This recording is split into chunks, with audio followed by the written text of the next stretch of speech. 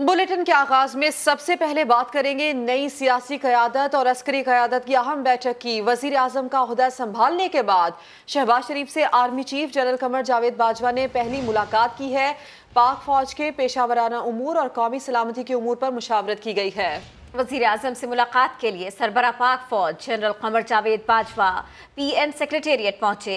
ज़राए के मुताबिक मुलाकात में पाक फौज के पेशावराना उमूर का तफसील के साथ जायजा लिया गया। कौमी सलामती और खित्ते की सिक्योरिटी सूरत हाल पर भी बातचीत की गई, तबादला ख्याल किया गया। इस मौके पर वज़ीर आज़म ने मुल्क की सलामती को यकीनी बनाने में पाक फौज के अज़्म किरदार को सराहा। वज़ीर आज़म शहबाज शरीफ ने दिफाए वतन में सिक्योरिटी फोर्सेस के जवानों की कुर्बानियों को खिराज अकीदत भी पेश किया। और कुफर टूटा खुदा खुदा करके मुस्लिम लीग नून और इत्तेहादियों ने 10 रोज बाद मैदान में टीम उतार ही दी। वज़ीर आज़म शहबाज शरीफ की 34 रुकनी विफाकी काबीना ने हल्फ उठा लिया। सदर मुमलिकत फिर बीमार पड़े तो चेयरमैन सेनेट को हल्फ लेना पड़ा।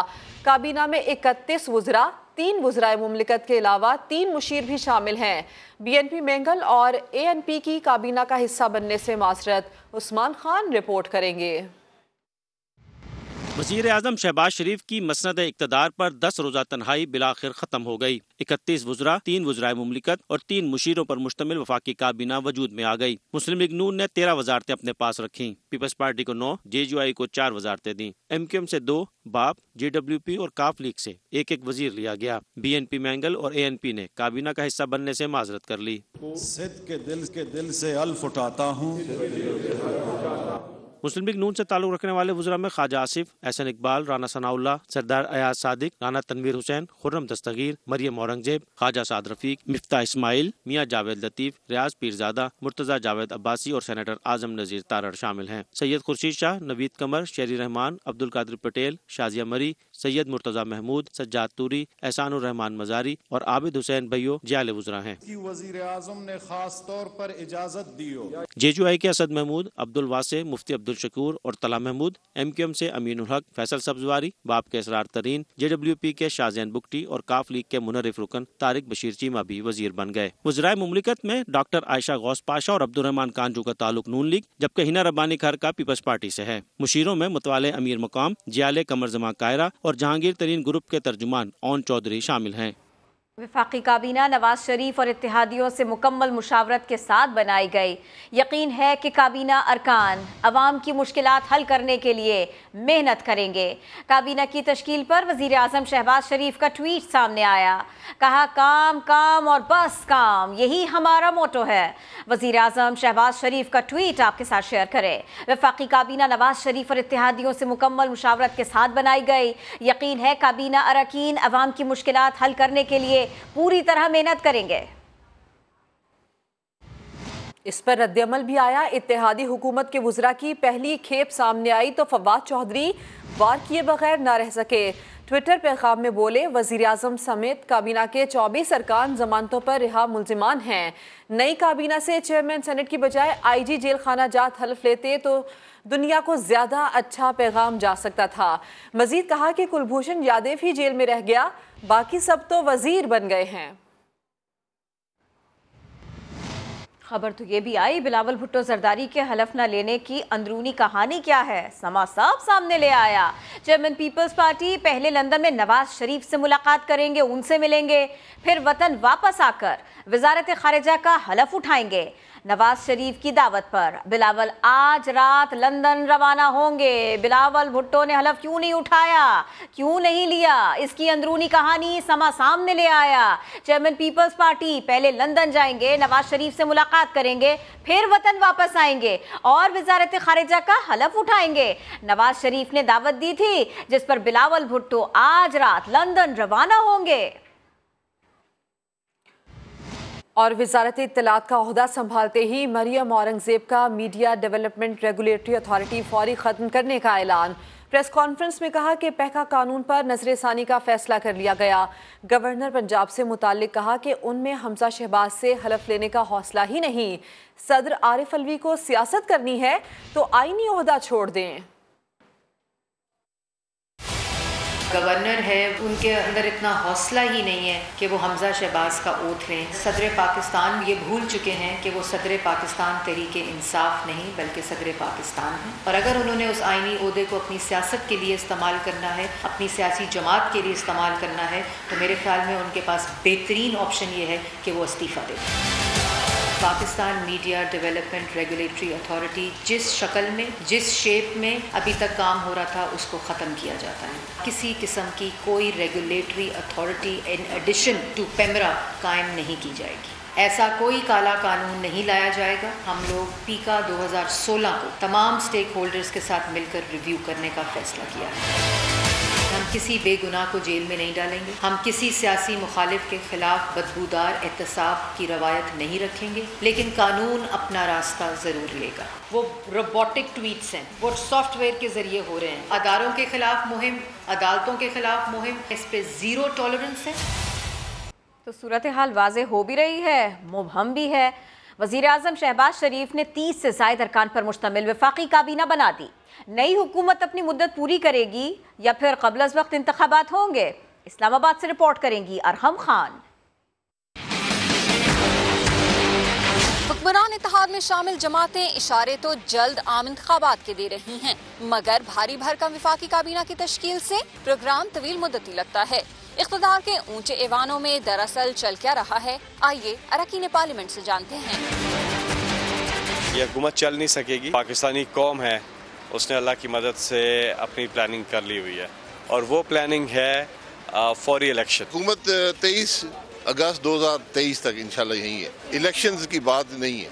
अब हुकूमत अदम एतमाद हो गया है, हुकूमत बन गई है, अपनी टर्म पूरी करेगी। ये 2023 से पहले तो कोई इलेक्शन नजर नहीं आ रही है। जो भी गंद हमारा था वो ये अपने कंधों के ऊपर तो नहीं लेगा, कम से कम इसके पास 1.5 साल टाइम होगा। कानूनी इस्लाहात की जाएंगी, इलेक्शन कमीशन को भी कुछ वक्त चाहिए, तो वो तो अब हमें गुजारना पड़ेगा। हम चाहते हैं कि इलेक्शंस हो, मगर इलेक्टरल रिफॉर्म्स के बाद। असेंबली की मुद्दत है 5 बरस, वो मुद्दत खत्म होगी अगस्त 2023 में। असेंबली को अपनी मुद्दत पूरी करनी चाहिए।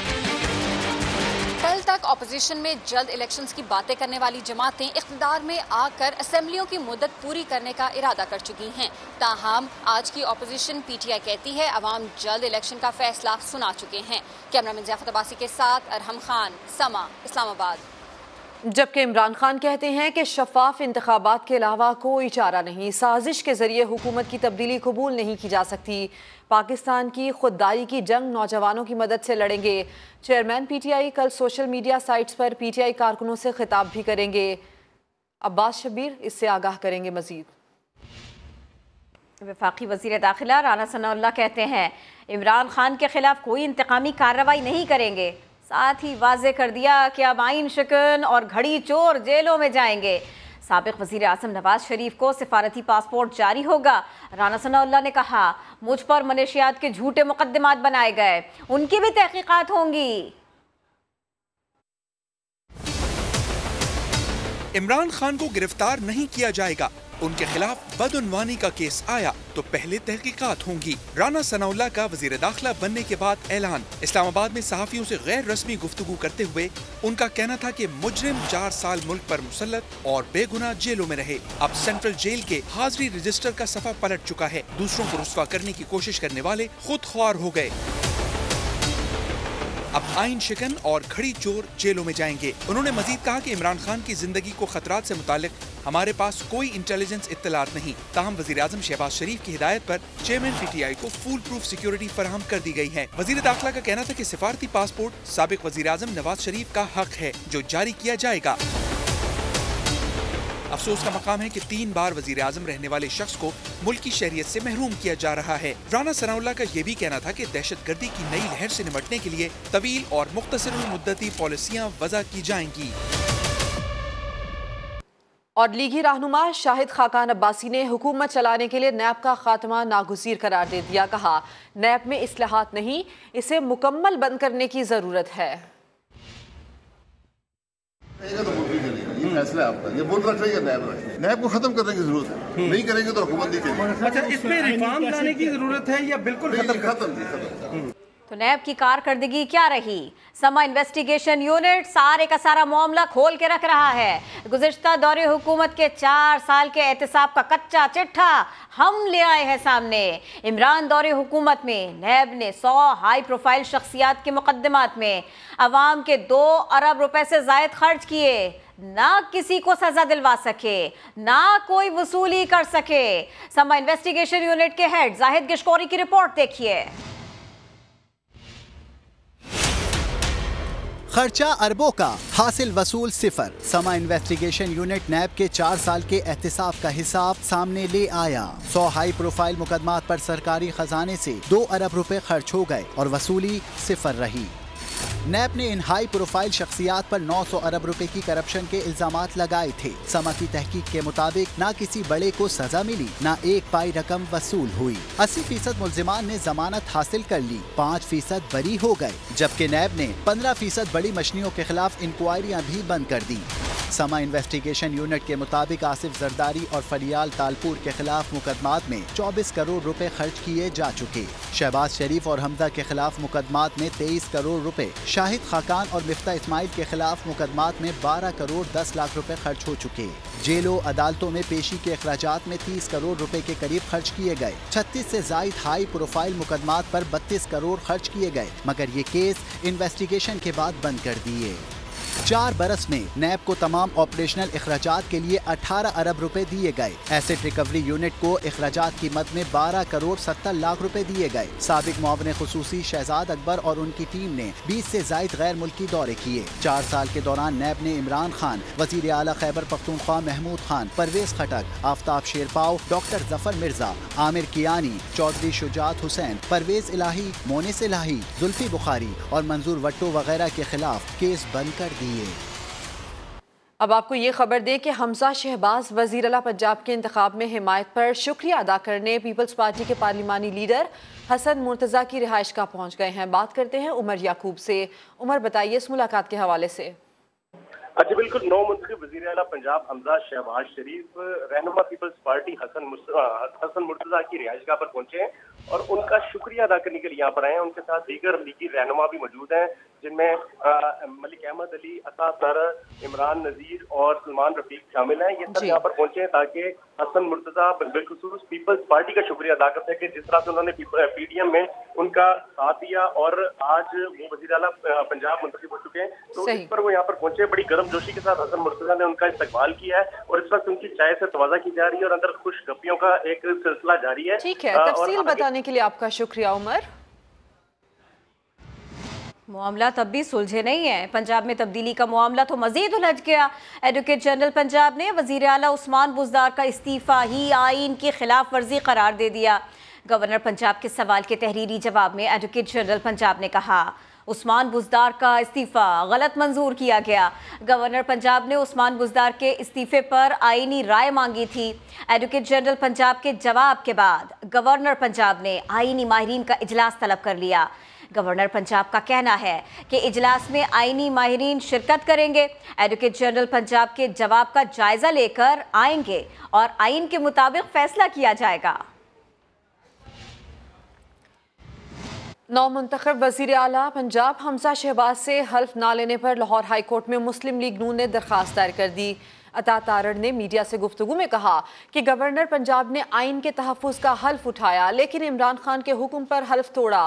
वज़ीर आज़म से दरख्वास्त करते हैं कि गवर्नर पंजाब पर आर्टिकल 6 लगाएं। पिछले 18 दिनों से सूबा पंजाब में एक आईनी बहरान है। पूरे सूबा पंजाब को पिछले 18 दिनों से मफलूज किया हुआ है। वज़ीर आला के इलेक्शन वाले दिन जो हंगामा आराई हुई और जो दहशत गर्दी की कार्रवाइयाँ की गयी, उसकी बराह रास्त निगरानी परवेज इलाही साहब खुद कर रहे थे। आइन ये कहता है कि जैसे ही वज़ीर आला मुंतखब होगा, गवर्नर पाबंद है कि वो उसको हल्फ देगा। रिजाइन करें, वापस घर जाएं और आईनी जिम्मेदारी किसी और को सौंपें। मैं अपने प्राइम मिनिस्टर से रिक्वेस्ट करूंगा कि उमर सरफराज चीमा के ऊपर आर्टिकल 6 लगना चाहिए। इमरान खान पंजाबियों से बदला ले रहा है। जब उसने उस्मान बुज़दार को वज़ीर आला पंजाब बनाया, पूरी दुनिया को नजर आ रहा था कि बुज़दार जैसा नाहल वज़ीर आला पाकिस्तान की तारीख में नहीं आया। अमीर जमात इस्लामी सिराजुल हक ने कहा, सियासी अदम इस्तेहकाम की वजह से मुल्क दो लख्त हुआ। इलेक्टेबल्स की वजह से नोटों, लोटों और बूटों की सियासत चलती है। तहरीक इंसाफ को मौका मिला मगर उसने डिलीवर नहीं किया। लाहौर मंसूरा में प्रेस कॉन्फ्रेंस करते हुए अमीर जमात इस्लामी सिराजुल हक का कहना था, चंद लोग हर बार असेंबली में होते हैं, ये हर बार पार्टी बदलते हैं और असेंबली में पहुंच जाते हैं, बाअसर हैं, लोगों की करप्शन पकड़ना भी नामुमकिन है। तहरीक इंसाफ को एक मौका मिला मगर उन्होंने डिलीवर नहीं किया। ये वाहिद हुकूमत थी, इनको एस्टेब्लिशमेंट की मुकम्मल हिमायत हासिल थी। इन लोगों की वजह से पार्लियामेंट बेतौकीर हो गया और ये बकाऊ माल है। कोई 95-96 की तादाद में हर असम्बली में मौजूद होते हैं और इनकी वजह से लोटों और नोटों की सियासत चलती है और वोटों की भी सियासत चलती है। अल्लाह ताला ने PTI को भी एक मौका दिया था, काश वो डिलीवर करती। नौजवानों ने साथ दिया था, ओवरसीज़ पाकिस्तानियों ने साथ दिया था, लोगों ने बहुत मोहब्बतों से नवाजा था और फिर शायद पाकिस्तान की पहली हुकूमत है जिनको भरपूर एतमाद रहा इस्टेब्लिशमेंट का। वज़ीर आज़म शहबाज शरीफ ने रमज़ानुल मुबारक में मुतवस्सत तबके के लिए बड़े रिलीफ पैकेज का ऐलान कर दिया। ईद तक आटा और चीनी में खुसूसी रियायत देने की हिदायत कर दी। उस्मान खान से बात करते हैं। उस्मान, और क्या कुछ होगा इस रिलीफ पैकेज में? जी बिल्कुल, एक तो सूबाई हुकूमतों को शेख और दोनों की कीमतों पर कड़ी नजर रखने, अवाम को रिलीफ देने के लिए इक़दाम करने, ज़हीरा अंदोज़ी और नजायज़ मुनाफाखोरी का खात्मा यकीनी बनाने की हिदायत की है और साथ ही ईद तक 10 किलो जो आटे का थैला होगा उसकी कीमत 550 से कम करके पंजाब सूबे में पूरे भर में 400 रुपये की करने की हिदायत की गई है और रमजान बाजार यूटिलिटी स्टोर में फी किलो चीनी की कीमत जो है उसको भी 75 रुपये से कम करके 70 रुपये कर दिया गया है, यानी 5 रुपये का रिलीफ दिया जा रहा है। वज़ीर आज़म ने ये भी कहा है कि बाकी सूबे भी ये कीमतें मुकर्रर करने की कोशिश करें और ये हिदायत की गई है कि पंजाब आटे और चीनी की फराहमी को यकीनी बनाने के लिए। तफसील के लिए शुक्रिया उस्मान। अहम तरीन अदालती मामला, सबसे पहले ये तय करना है कि किसी रुकने असेंबली का मुनहरिफ होना दुरुस्त है या फिर गलत। सुप्रीम कोर्ट ने आर्टिकल 63A की तशरीह के लिए सदारती रेफरेंस पर समाअत के दौरान केस की समत मुकर्रर कर दी। सुल्करनैन इकबाल रिपोर्ट कर रहे हैं। चीफ जस्टिस उमर अता बंदयाल की सरबराही में सुप्रीम कोर्ट के 5 रुकनी बेंच ने आर्टिकल 63A की तशरीह के लिए सदारती रेफरेंस पर समाअत की। पीपल्स पार्टी के वकील फारूक एच नायक ने दलाइल का आगाज किया। बोले, मुनहरिफ अरकान की तायाद न अहली पर अटॉर्नी जनरल ने कोई आईनी दलील नहीं दी। जस्टिस इजाजुल एहसन ने रिमार्क किए कि बज़ाहिर आर्टिकल 63A का मकसद पार्टी से इन्हिराफ रोकना था। सबसे पहले ये तय करना है कि मुनहरिफ होना दुरुस्त है या गलत। अगर गलत करार पाया तो देखेंगे कि इसके असरात क्या होंगे। तारीख गवाह है कि पार्टी से इन्हिराफ सिर्फ ज़मीर जागने पर नहीं होता। असल सवाल ये है कि इन्हिराफ की सजा क्या होगी। चीफ जस्टिस ने सवाल उठाया, फर्ज करें वज़ीर आज़म के खिलाफ चौथे साल अदम एतमाद आती है, मुनहरिफ अरकान के खिलाफ रेफरेंस इलेक्शन कमीशन को भेजा जाता है। इलेक्शन कमीशन और सुप्रीम कोर्ट से फैसले में 1 साल लग जाए, इस दौरान असम्बली मुद्दत पूरी हो जाए तो मुनहरिफ रुकन के खिलाफ क्या कार्रवाई नहीं होगी। जस्टिस जमाल मंदोखेल ने सवाल उठाया, क्या इलेक्शन कमीशन मुनहरिफ अरकान के खिलाफ रेफरेंस मुस्तरद कर सकता है? अगर मुनहरिफ होना इतना बड़ा जुर्म है तो वज़ीर आज़म के खिलाफ वोट देने पर पाबंदी क्यों नहीं लगाई गई? अदालत ने केस की समाअत 1 दिन के लिए मुलतवी कर दी। फारूक नाइक अपने दलाइल जारी रखेंगे। जुल्करनैन इकबाल, समा, इस्लामाबाद। इलेक्शन कमीशन में PTI ममनुआ फंडिंग केस की समाअत। तहरीक इंसाफ के वकील ने इस्लामाबाद हाई कोर्ट की ऑब्जर्वेशंस को बदकिस्मती करार दिया। साथ ही इलेक्शन कमीशन मुकम्मल न होने का एतराज भी उठा दिया। शाह महमूद कुरैशी का कहना था कि सारा फोकस PTI पर ही क्यों, दूसरी जमातों को भी बुलाया जाए। जुल्करनैन इकबाल की रिपोर्ट देखिए। तहरीक इंसाफ ममनुआ फंडिंग केस हतमी मरहले में दाखिल हो गया। चीफ इलेक्शन कमिश्नर ने फरीकैन को इस्लामाबाद हाई कोर्ट के 30 रोज में फैसले के अहकामात की याद दहानी करा दी। साबिक हुक्मरान जमात के वकील अनवर मंसूर बोले, राह फरार अख्तियार नहीं करूंगा, दलाइल मुकम्मल करने के लिए 3 रोज लूंगा। ये नुक्ता उठाया कि इलेक्शन कमीशन के 2 अरकान मौजूद नहीं, कानून के मुताबिक बेंच में इख्तिलाफ हुआ तो मामला कमीशन में पेश होगा। PTI वकील का कहना था, इस्लामाबाद हाई कोर्ट ने जो ऑब्जर्वेशन दी वो बदकिस्मती है, जिन बातों पर दलाइल नहीं दिए गए वो भी हुक्मनामा में शामिल कर दी। PTI को फॉरेन फंडिंग पर चलने वाली पार्टी जाहिर करने की कोशिश की गई। ऐसा मामला विफाकी हुकूमत देख सकती है, कमीशन नहीं। स्क्रूटनी कमेटी ने TUR से तजावुज किया। शाह महमूद कुरैशी ने भी तहरीक इंसाफ से इम्तियाजी सलूक का गिला किया। सारा फोकस जो है वो तहरीक इंसाफ पे किया जा रहा है। हमें कोई घबराहट नहीं है। दीगर सियासी जमातों को भी यहाँ बुलाया जाए और उनके अकाउंट्स को भी स्क्रूटनाइज किया जाए। हमारा दामन साफ है। अनवर मंसूर ने 20 अप्रैल से अपनी अदम दस्तयाबी का बताया तो इलेक्शन कमीशन ने समात आइंदा हफ्ते तक मुलतवी कर दी। साबिक DG FIA बशीर मेमन ने इंकशाफ किया। साबिक वज़ीर आज़म इमरान खान ने शरीफ फैमिली और लीगी क़यादत के खिलाफ केस बनाने को कहा था। समा के प्रोग्राम नदीम मलिक लाइव में बात करते हुए उनका कहना था जस्टिस फाइज ईसा के खिलाफ केस बनाने के लिए कहा गया तो उन्होंने मना किया कि FIA इंक्वायरी नहीं कर सकती। बुलाया गया प्राइम मिनिस्टर ऑफिस और उन्होंने मुझे कहा कि कोई हिम्मत करो, you are a very professional officer. Prime minister office से निकल के तो हम चले गए शहजाद अकबर के ऑफिस। बताना शुरू किया तो काजी फाइज ईसा साहब का नाम आया। इस बात पे हमारा थोड़ा सा बहस मुबाहिसा शुरू हो गया। उठ के गए फरोग नसीम साहब के पास। मैंने कहा ये कहाँ क्या कर रहे हो आप लोग, FIA कर ही नहीं सकती। आपने 3-4 लोगों का नाम लिया था कि आपको फरमाइश की गई, वो फरमाइश क्या प्राइम मिनिस्टर ने की थी? पूरी शरीफ फैमिली, पूरी पाकिस्तान मुस्लिम लीग नून, खुर्शीद शाह साहब, वो असफंदियार वली साहब, इमरान खान जो उस वक्त प्राइम मिनिस्टर थे, उन्होंने आपको बराह रास्त ये कही कि इनके ऊपर कुछ निकालो? सर एक मरतबा थोड़ी कहा, 10 मरतबा निकाली। उस्मान साहब बैठे हुए हैं, ये मेरे घर पे आए थे। ख्वाजा आसिफ साहब के खिलाफ कोई कागजात लेकर के, पता नहीं नेशनल बैंक का कोई मसला था। मेरे पास गवाह भी हैं उस मीटिंग के, जो आपने कहा था, याद होगा आपको। मैं नहीं करना चाहता वो बात, मैं फिर से कोई ब्रेकिंग न्यूज नहीं देना चाहता जो आपने जुडिशरी के बारे में उस दिन मुझे कहा था। कोई ये बता दे कि ख्वाजा आसिफ को ऐसे घेरने के लिए कहा, ऐसे फंसाने के लिए।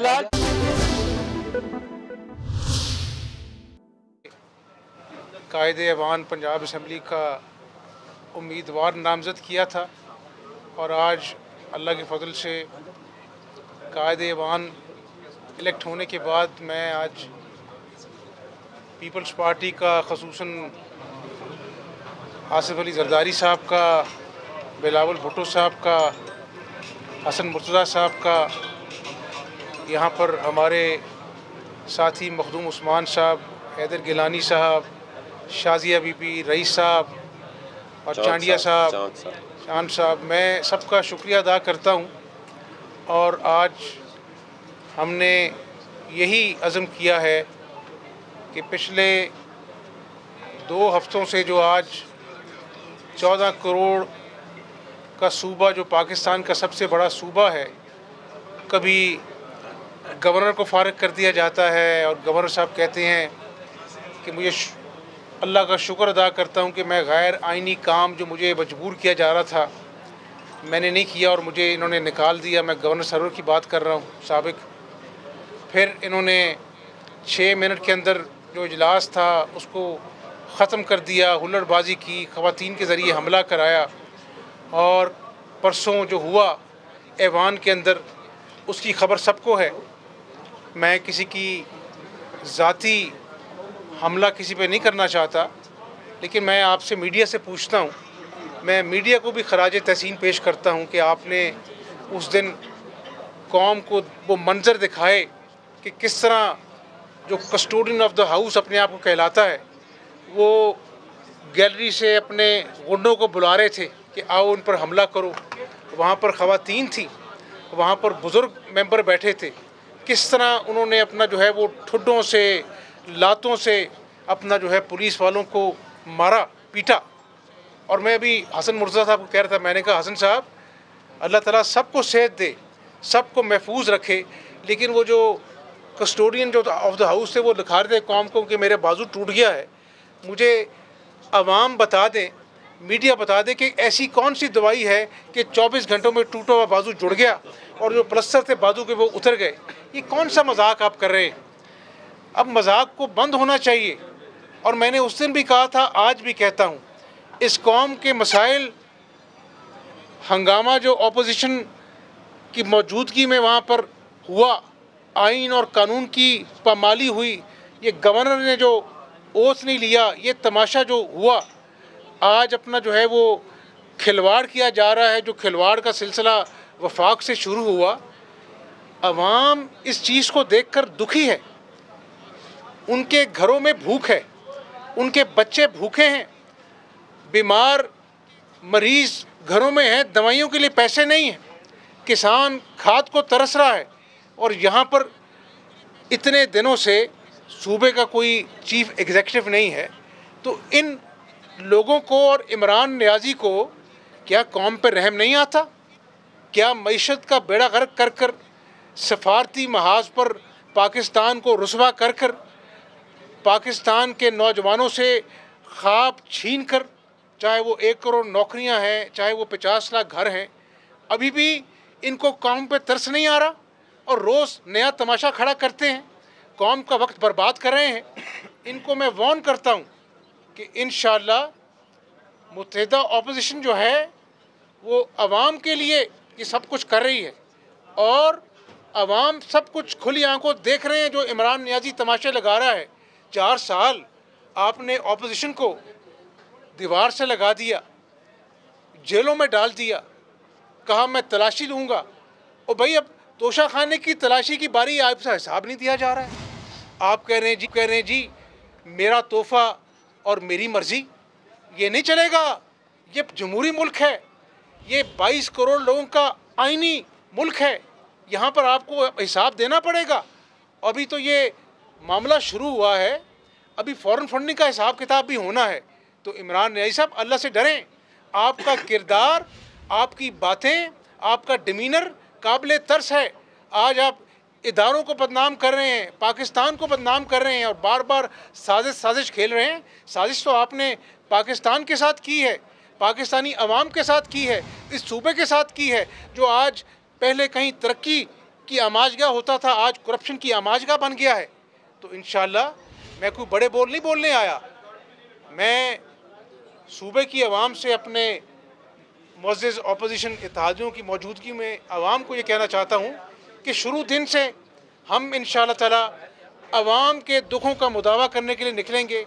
नीयत हमारी नेक है, अल्लाह हमारी मदद करेगा और अल्लाह से दुआ है कि अल्लाह ताला हमें आवाम की उम्मीदों के मुताबिक उतरने की तौफीक अता फरमाए।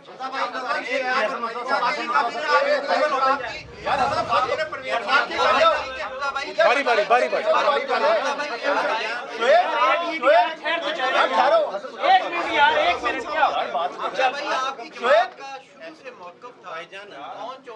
नहीं,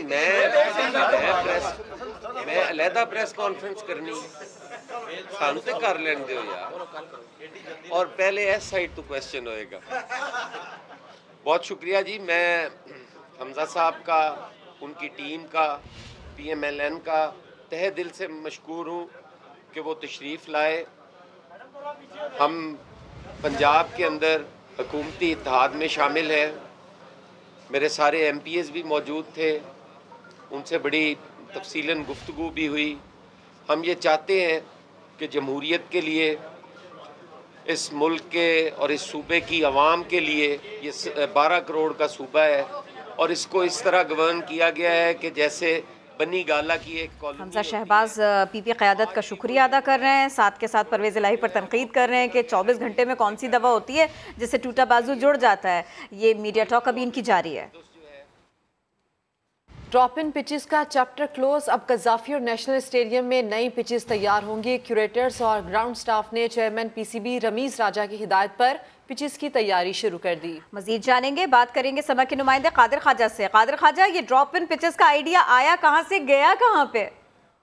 बिल्कुल, रमीज राजा ड्रॉप इन पिचेस बनाना चाहते थे, लेकिन यहाँ पर वो स्टेडियम मौजूद नहीं है जहाँ पर मल्टी स्पोर्ट्स हो। इस वजह से तमाम पिचेस भी मौजूद है, ग्राउंड स्टाफ भी मौजूद है। इस हवाले से कज़ाफ़ी स्टेडियम में अब नई पिचेस तैयार की जाएंगी, जो कि ऑस्ट्रेलिया का जो दौरा पाकिस्तान था उस हवाले से पाकिस्तान की जो पिचेस थी उन पर काफी तनकीद का सामना भी करना पड़ा। रावलपिंडी स्टेडियम की जो पिच थी उसको माइनस पॉइंट भी मिले और इसी वजह से 3 नई पिचेस भी तैयार की जा रही है, जिसमें ग्रासी पिच होगी और दूसरी को ऑस्ट्रेलियन बाउंसी ट्रैक बनाया जाएगा, जबकि तीसरी पिच को लो बाउंसी ट्रैक बनाया जाएगा। और ऑस्ट्रेलियन बहुत शुक्रिया, आपने अपडेट किया।